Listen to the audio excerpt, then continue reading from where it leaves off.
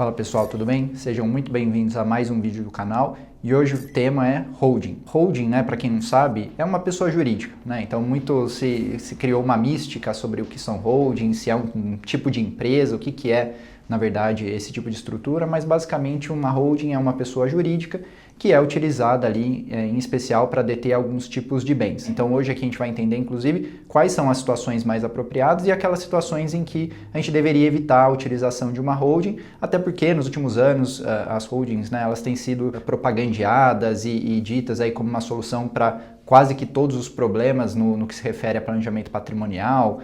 até se utiliza o termo blindagem patrimonial, mas o fato é que não são todas as situações em que essas holdings são necessárias e hoje a gente vai desbravar aqui um pouco melhor esses temas. Então, como a gente falou, o que são holdings? Basicamente são pessoas jurídicas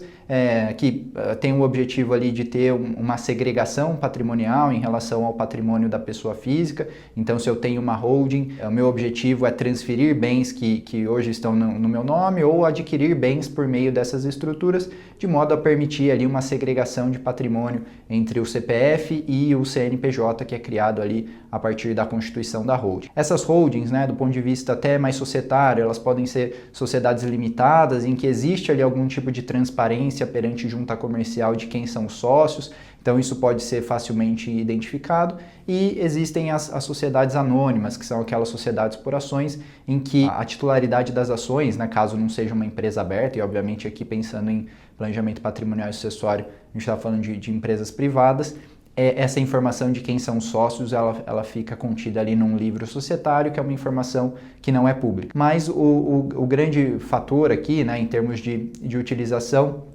é que essas holdings, como a gente comentou, são utilizadas ali para deter alguns tipos de bens que ou são da pessoa física ou que passam ou serão adquiridos, né, por meio dessas pessoas jurídicas. Então, nesse sentido, acho que faz mais sentido aqui a gente começar pelas situações em que a gente deve evitar as holdings, né? Então, como eu disse, elas têm sido colocadas aí pelo mercado, por muitos consultores, etc., como se fossem uma solução para todos os problemas e não é bem assim. Então, por exemplo, deter alguns tipos de bens, como aplicações financeiras, pode ser um grande tiro no pé, porque do ponto de vista de otimização fiscal, ou do ponto de vista de planejamento fiscal, é muito mais custoso, né, da perspectiva tributária, você deter aplicações financeiras no Brasil, no exterior, seja lá onde for, via essas estruturas. Então você traz ali para si uma tributação no âmbito dessa pessoa jurídica de 34%, enquanto, né, muitas vezes, muitas aplicações financeiras feitas na pessoa física ou pagam 15%, ou às vezes são até isentas, e enquanto via holding ali está pagando, atraindo para si uma tributação de 34%. Então, do ponto de vista, né, fiscal aqui, por exemplo, a gente já fica claro uma situação em que deter ativos via, né, aplicações financeiras em especial, via holdings pode não ser tão eficiente. Então, quando que essas estruturas elas podem contribuir aqui para um melhor planejamento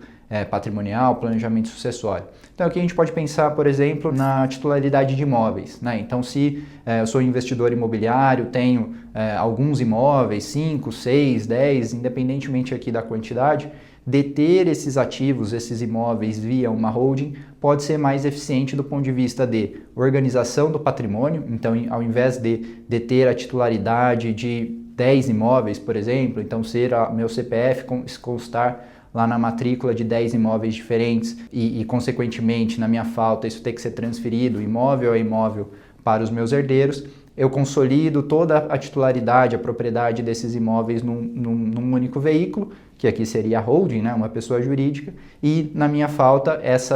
ao invés de transmitir os imóveis, são as ações ou cotas, né, de uma sociedade limitada, por exemplo, que seriam transferidas ali no âmbito de um inventário, por exemplo. Então, aqui eu já agrego um elemento de organização, né? Então, governança desse patrimônio fica melhor equacionado ali, a titularidade fica melhor organizado. Esse é um aspecto. Do ponto de vista fiscal também, né, quando a gente está olhando aqui para imóveis, mesmo com toda essa reforma tributária que começou a partir de 2026 a valer, ainda no período de teste, né? A gente tem um longo período aí de transição até de fato ela entrar completamente, passar a valer completamente. A titularidade de imóveis via uma holding também pode ainda continuar sendo mais benéfico para fins fiscais, em especial nas situações em que a gente está falando de locação, né? Então, locação de imóveis feita por uma holding já era, né, antes da reforma tributária, mais vantajoso ali, tinha uma tributação mais vantajosa, e com a reforma tributária, em que pese a gente tem ali uma redução dessa vantagem em alguns casos, ainda assim continua fazendo bastante sentido deter os imóveis via holding. Não só, de novo, pelo benefício tributário ou por uma possível redução ali de tributação em relação aos aluguéis, por exemplo, que são recebidos, mas também por conta da organização patrimonial. Aqui vale notar, né, pessoal, que com a reforma tributária, a gente já tem um vídeo, né, uma live que a gente fez no canal alguns meses atrás falando de forma bastante detalhada aqui quais são os impactos da reforma tributária para o setor imobiliário, para as pessoas que detêm imóveis tanto na física como numa holding, por exemplo. O detalhe é que as pessoas físicas também podem passar a ser contribuintes desses novos tributos que foram criados com a reforma tributária, né, que basicamente são IBS e CBS. Então, se a pessoa física, por exemplo, detém mais de 4 imóveis ali, mais de 3 imóveis, perdão, gerando valores de locação, ela também pode ser considerada contribuinte desses novos tributos, e aí tanto faz se ela detém via física diretamente ou pessoa jurídica, fato é que ela vai ser contribuinte, então é melhor partir-se aqui para uma estrutura de holding, porque além da questão fiscal ser neutra nesse aspecto, eu ainda ganho ali a parte de organização patrimonial, organização sucessória e tudo mais. Outro aspecto relevante, ainda quando a gente pensa em uma holding imobiliária, por exemplo, é a questão de você ter uma possível redução do ITCMD, né? Então, o ITCMD, lembrando, é aquele tributo que incide na sucessão, né, ou na transmissão de patrimônio por doação, então é aquela transmissão gratuita, doação ou herança, né, que é o que se costuma dizer. E nesses casos, quando você tem, por exemplo, a titularidade de vários imóveis espalhados em mais de um estado, a gente não precisa nem exagerar o exemplo aqui, só o fato de eu ter um imóvel em São Paulo e um no Rio de Janeiro,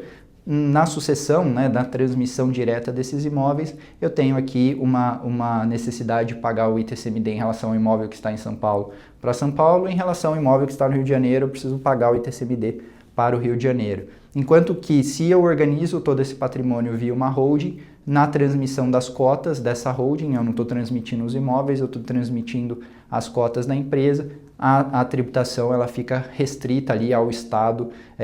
do domicílio, né, em que o doador está ou que a pessoa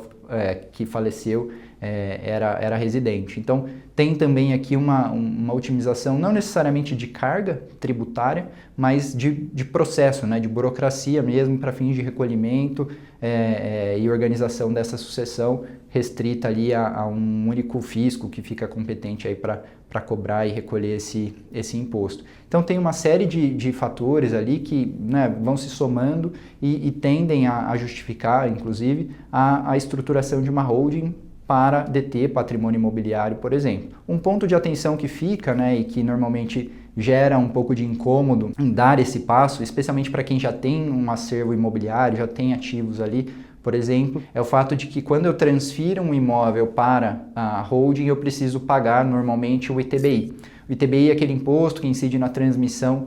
de imóvel, na transmissão onerosa de imóveis, e existe um entendimento por lei e por jurisprudência de que quando eu transfiro a propriedade, né, a titularidade no imóvel para a pessoa jurídica, recebendo então cotas dessa pessoa jurídica por conta desse movimento, isso caracterizaria uma operação onerosa e aí incidiria esse imposto que é de competência municipal, pode chegar até 3% do valor do patrimônio, e como eu não tenho transação em dinheiro, é um custo ali adicional que eu tenho que tirar do bolso, né, um recurso que eu tenho que tirar do bolso para poder pagar esse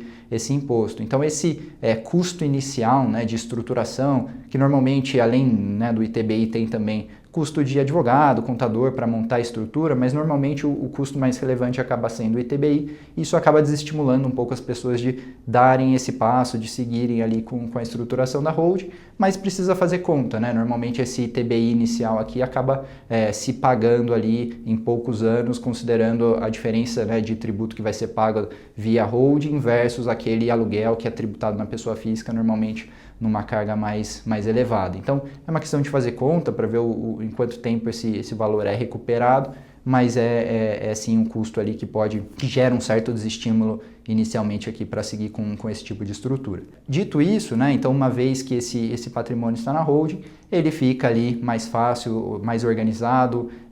com uma gestão mais eficiente, né, e aí a gente pode trazer também alguns elementos, por exemplo, de governança familiar, né, então a holding ela permite que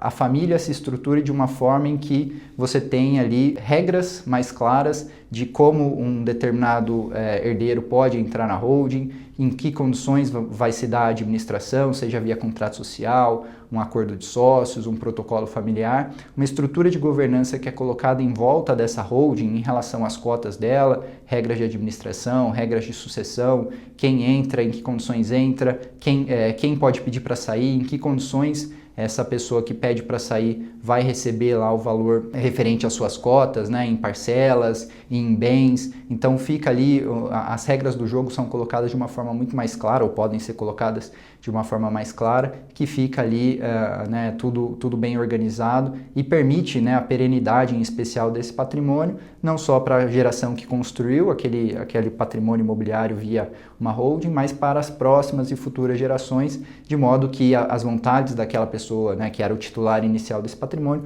possa se perpetuar e ser carregada aí por algumas gerações, de modo que esse patrimônio continue crescendo e se multiplicando. Outra categoria, né, então a gente está focando muito nos imóveis, porque para fim de planejamento sucessório acaba sendo o principal tipo de estrutura aqui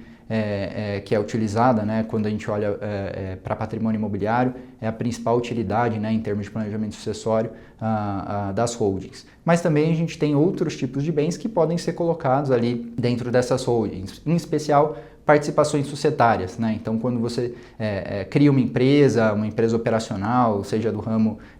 de mercadorias, de produtos, serviços, qualquer que seja o ramo, você pode também pensar ali, à medida em que esse negócio vai crescendo, mais sócios vão entrando, ou é um negócio familiar e a família vai passando da primeira para a segunda geração, vai se multiplicando ali o número de sócios vinculados a essa empresa, as pessoas, né, os grupos familiares, os grupos de diferentes sócios podem se organizar via holdings ali, de modo a ter uma gestão, né, uma governança mais organizada e mais simples ali de separação dos núcleos de tomada de decisão, controle de votos e etc. Fica melhor equacionada aí essa questão da governança. E aí fica uma governança melhor organizada, de modo a evitar uma pulverização, por exemplo, desse poder de controle, né? Então, se eu tenho ali duas famílias detendo um negócio, cada uma tem 50-50, se a primeira geração passa para a segunda, eu saio, por exemplo, de duas pessoas aqui que passam depois a transmitir esse negócio para familiares, cada um teve 3 filhos, por exemplo, agora eu tenho 6 pessoas tendo que interagir e sentar para tomar decisão, por exemplo, em relação ao negócio operacional. Se uma dessas, né, passa a divergir dos seus irmãos e se junta com a outra, o controle, né, o poder decisório, ele mudou de lado, né? Então eu tinha 50-50, mas bastou uma pessoa aqui mudar de lado para que eu tenha ali um desbalanço entre o controle anterior, né, a tomada de decisão anterior e agora nessa nova situação. Então essas duas famílias se organizando via holding, todas as decisões, todas as discussões passam aqui para o nível de holding e só descem lá para a decisão na empresa operacional de uma forma unificada, de uma forma mais organizada, né? Então aqui só um exemplo rápido de o que pode... qual que é a utilidade, por exemplo, dessas holdings numa estrutura de governança empresarial com empresas operacionais. O ponto negativo aqui nesse exemplo, por exemplo, é que se você tem uma venda de uma participação societária, então a venda de uma empresa via uma holding, a tributação ela costuma ser um pouco mais gravosa, ser menos vantajosa, né? Então isso precisa ficar um ponto de atenção, mas que é possível tomar alguns passos anteriores ali a uma venda até, né, de forma com bastante antecedência, a gente consegue ali desmontar a estrutura para lá na frente eventualmente, quando se pensar em vender, possa fazer a venda via pessoa física, que, de novo, tributariamente acaba sendo mais vantajoso, né? Então, acho que patrimônio imobiliário, patrimônio de participação societária, empresas fechadas, acabam sendo as duas grandes utilidades de holding. Já se teve ali a utilização de holdings para patrimônio pessoal, para deter veículos, por exemplo, alguns ativos ali de uso pessoal. Com reforma tributária, esse tipo de situação acaba ficando um pouco mais complicado, um pouco mais complexo, porque a reforma tributária trouxe ali alguns mecanismos para o fisco cobrar imposto pelo simples fato de um sócio utilizar patrimônio da empresa. Então, esse tipo de utilização deve cair no desuso, né? Já não era tão vantajoso mesmo no cenário anterior, porque depois esses ativos iam ser vendidos, se a empresa tivesse ganho de capital ia ser tributado de uma forma muito mais elevada. Então, a gente tende a ver ali a redução da utilização de holding para esses ativos mais de caráter pessoal, digamos assim. Óbvio que pode ter o seu valor ali ainda em termos de proteção, de separação de ativos entre pessoa física e pessoa jurídica, mas é preciso ter em mente que a gente pode ter algumas desvantagens fiscais também. Então, aqui alguns exemplos de utilização, e aí um último, né, que acaba não sendo tratado como uma holding, mas no final das contas acaba sendo uma holding, são aquelas estruturas offshore, né? Então, as estruturas fora do país, elas têm ali esse caráter de pessoa jurídica, que embora, né, sejam constituídas em outro país, não deixam de ser pessoas jurídicas, que têm patrimônio segregado, que passam a ter contas e ativos em seu próprio nome, e isso afasta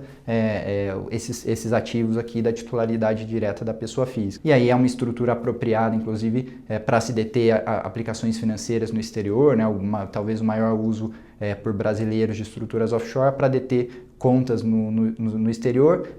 até 2024 com o objetivo de diferimento fiscal, porque o dinheiro ficava lá e ele ficava sendo reinvestido sem ter uma tributação. Isso mudou um pouco,